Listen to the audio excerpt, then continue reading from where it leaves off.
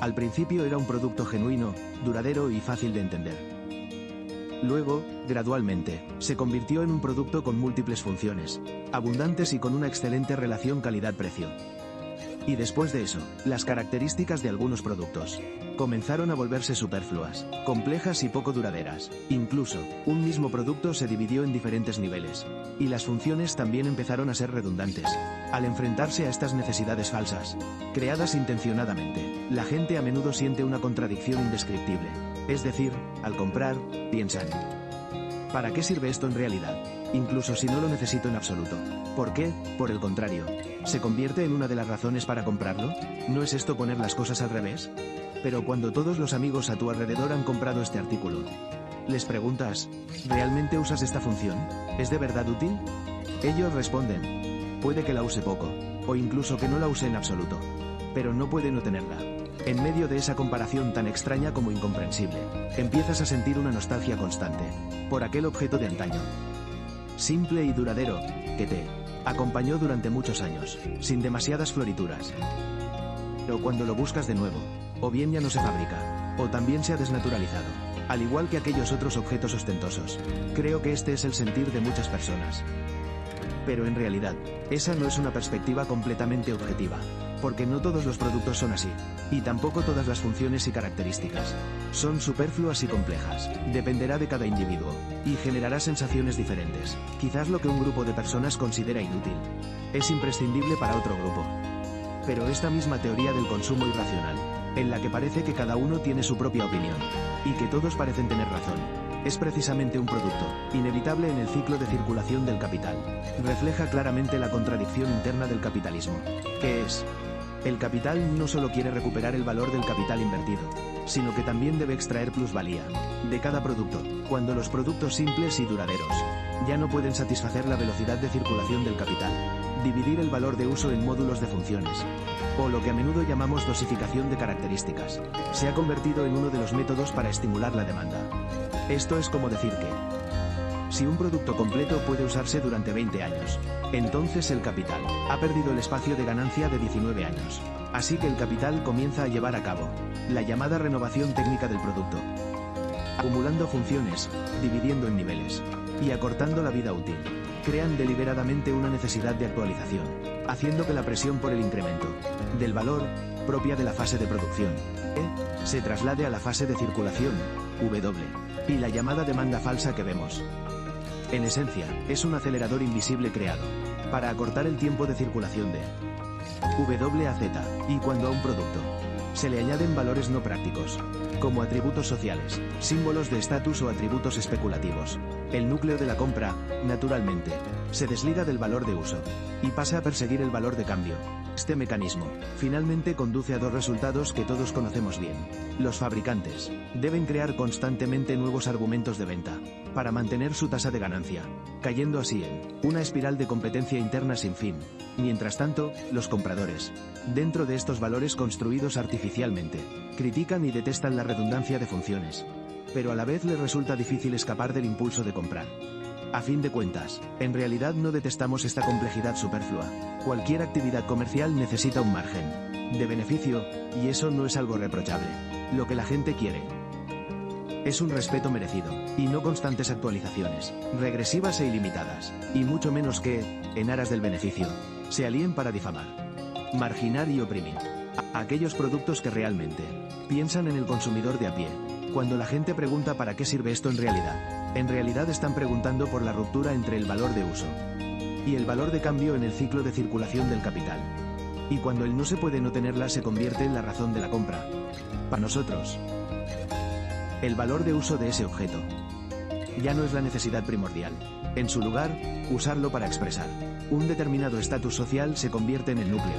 Esto es precisamente lo que hemos mencionado continuamente en episodios anteriores, el fetichismo de la mercancía. En lugar de decir que las mercancías dominan a las personas, es más acertado decir que el capital domina a las personas. Más bien, habría que decir que son las propias personas las que crearon un cierto concepto, y luego atribuyeron ese concepto a las mercancías, haciendo que la gente, de forma inconsciente y voluntaria, persiga incesantemente el deseo en sí mismo, y no la mercancía. Este es el tercer episodio de nuestra serie sobre el capital. Tomo segundo. En los 2 episodios anteriores, entendimos el ciclo del capital monetario y el ciclo del capital productivo. En este episodio, basándonos en los 2 anteriores, realizaremos una pequeña combinación. Esta combinación le confiere una propiedad especial. Dicho de forma sencilla, es a la vez una válvula de entrada, y también puede ser un desagüe, pero si se obstruye, todos los demás ciclos también se estancarán. Por lo tanto, el punto de partida del ciclo del capital mercancía es este.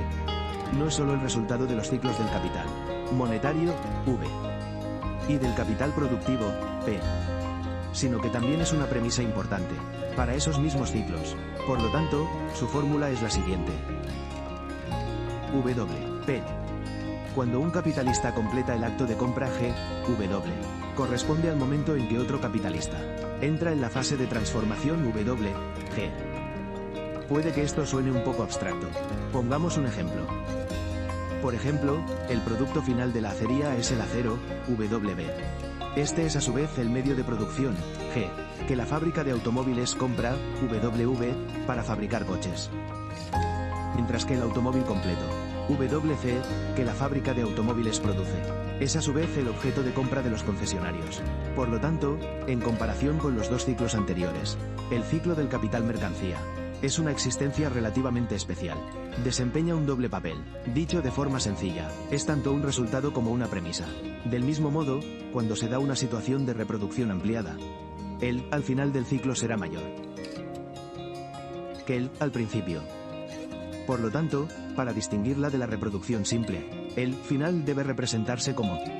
Dicho de forma sencilla, el capital mercancía en este punto no solo incluye el valor del capital original, sino que también debe reflejar el incremento de valor.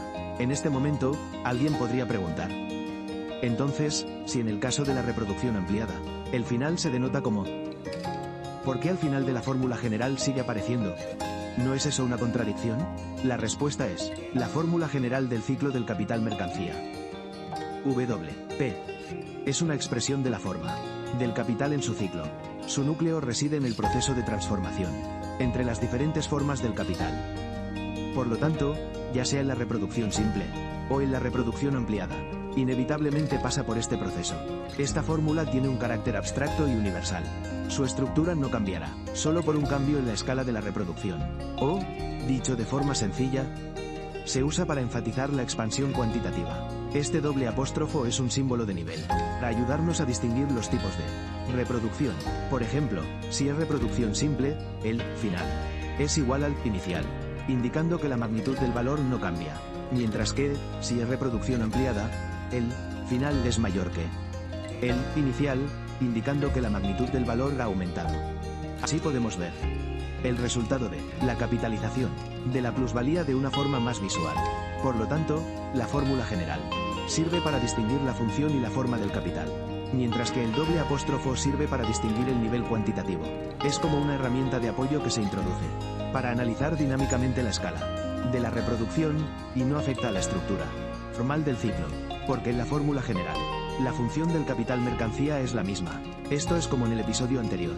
Primero tomamos la reproducción simple como base para construir un modelo de circulación básico. Luego, sobre esta base, introducimos las condiciones de la reproducción ampliada, para así poder ver el proceso de acumulación de capital de forma visual y dinámica, y no como un ciclo relativamente estático. Esta es también la razón por la que, desde el primer episodio, he insistido constantemente en el desarrollo dinámico, porque analizar la composición del capital de esta manera permite ir de lo abstracto a lo concreto. Así, pueden entender la fórmula general como una ley esencial del modo de producción capitalista, es decir, la necesidad de la valorización y de la circulación del capital, mientras que ese corresponde a la tendencia histórica del capital en el proceso de acumulación, es decir, la escala se expande sin cesar y las contradicciones se profundizan continuamente. Esta es también la razón por la que muchos amigos, al leer el primer tomo del Capital, sienten que es relativamente fácil de entender, pero cuando llegan al segundo tomo, y el autor comienza a analizar a fondo las funciones de las diferentes formas del capital, se sienten muy extrañados, como perdidos en la niebla, y abandonan el libro, porque el segundo tomo tiene un cierto umbral filosófico. Por ejemplo, el simple doble apóstrofo del que acabamos de hablar.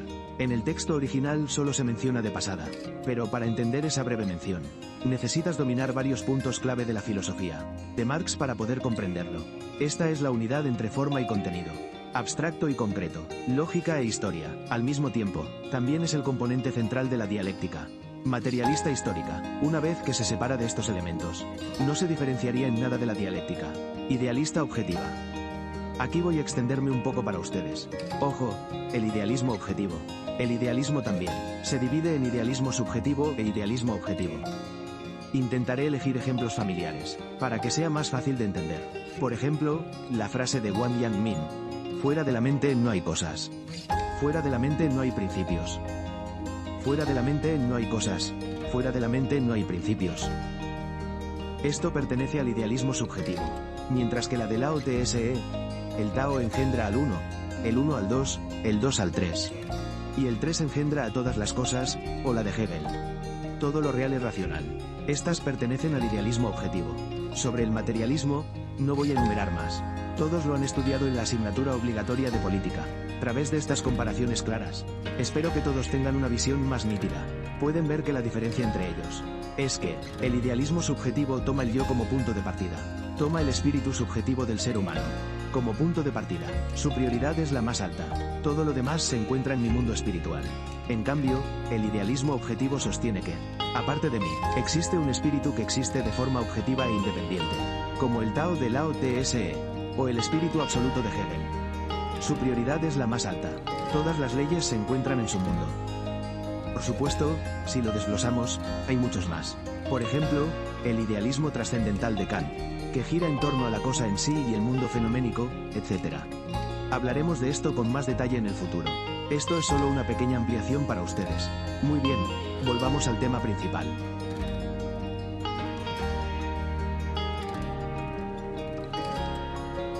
Su núcleo reside en la interconexión. Dicho de forma sencilla, ya sea en la reproducción simple o ampliada, la valorización es siempre visible. Además, el de un capitalista individual se corresponderá necesariamente con la fase G, W de otros capitalistas. Cada ciclo comienza con una forma D de nivel superior. Quizás todavía les parezca un poco abstracto. Podemos entenderlo así, independientemente de si es reproducción simple, es decir, el consumo de la plusvalía, o reproducción ampliada, es decir, la reinversión de la plusvalía. Al completarse, cada ciclo siempre contiene la plusvalía recién creada, incluso si un capitalista gasta toda su plusvalía en el capital social total. Habrá necesariamente otros capitalistas que conviertan la plusvalía en nuevo capital, impulsando así la actualización de la forma del total. Esto es una necesidad, porque para el capital, con el fin de obtener una plusvalía extraordinaria, se esforzarán constantemente por aumentar la productividad. Por ejemplo, comprando equipos más eficientes.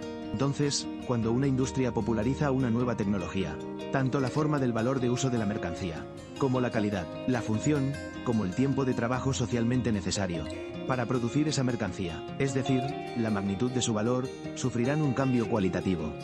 Debido a la interconexión del capital-mercancía, esto obliga a los capitalistas a utilizar medios de producción más avanzados para completar la producción, porque el mercado es limitado. Quedarse atrás significa que otros se apoderen de tu cuota de mercado, y el ciclo puede interrumpirse gradualmente. Aquí, profundicemos un poco más. Como el petróleo es tanto el producto final de la refinería de petróleo, BAU, como el medio de producción para la planta química, V, la fluctuación de su precio afecta directamente a la estabilidad de la circulación de la cadena industrial global. Apenas sube de precio, el mundo entero le sigue con una subida de precios correspondiente. En ese caso, los sectores más directamente afectados son los vehículos de combustión interna, la aviación, la maquinaria y el sector turístico. Esto es una interconexión vertical, que es precisamente la interconexión del capital, mercancía de la que acabamos de hablar.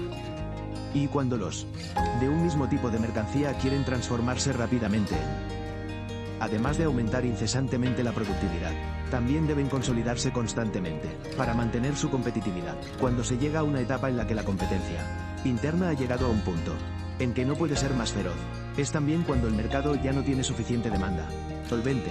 Ojo, la demanda solvente es diferente de la demanda común. Entonces, algunos capitalistas comienzan a crear una serie de necesidades falsas y dividir las funciones del producto en módulos separados, mientras que los productos simples, claros y duraderos se enfrentarán a 3 opciones. 1. Seguir la tendencia para aumentar la tasa de ganancia. 2. Transformarse, buscando la supervivencia por la vía de la descapitalización. Pero esto ya excede el ámbito de este episodio, así que no profundizaremos. 3. Mantener el valor original y garantizar la durabilidad. Pero el precio a pagar es que, en comparación con los productos competidores, la tasa de ganancia podría disminuir constantemente, y la escala de producción también podría reducirse sin cesar. Además, se enfrenta a una incertidumbre. Por ejemplo, no intenta subir el precio para mantener el ciclo. El mercado no lo acepta en absoluto, e incluso lo maldicen por haberse desnaturalizado. Debe transformarse en dinero, para liberar esta plusvalía, es decir, el proceso, para así poder reproducir de forma ampliada o para el consumo personal.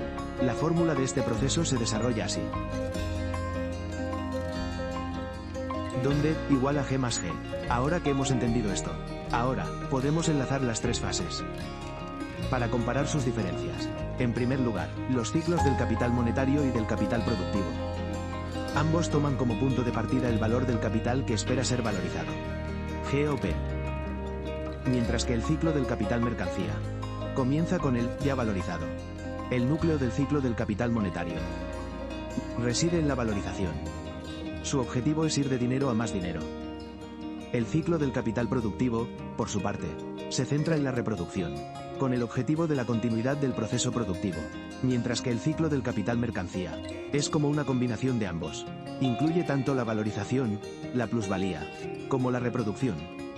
La continuidad del capital mercancía, el capital monetario, puede completar por sí mismo un ciclo de circulación independiente, mientras que el capital productivo y el capital mercancía deben depender de las siguientes fases para continuar la circulación y poder completarse. Estas 3 formas, cada una con un objetivo diferente, juntas, forman un ciclo del capital completo. En este punto, creo que quizás tengan una pregunta. Ya sé todo esto, ¿y qué? ¿De qué me sirve? La respuesta es, ahora volvamos a mirar las teorías del consumo. Del principio, creo que quizás ahora tengan una comprensión más profunda. La llamada mercancía, que puede representar el estatus de una persona. ¿Es este sistema de valores realmente correcto? Quizás, lo que ustedes valoran es el estatus construido por las personas. Pero, ¿y para el capital? ¿Qué es lo que valora?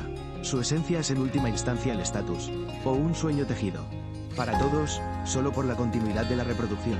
Quizás me refuten. No es un sueño, es estatus. Todo el mundo lo reconoce así. ¿Qué se le va a hacer? Sé que es por la continuidad de la circulación. Pero entonces, el usar esas mercancías que supuestamente representan la riqueza y la pobreza para juzgar el nivel de respeto que una persona merece, ¿a qué ha conducido? La respuesta es la alienación. Porque los seres humanos tienen una mentalidad de rebaño.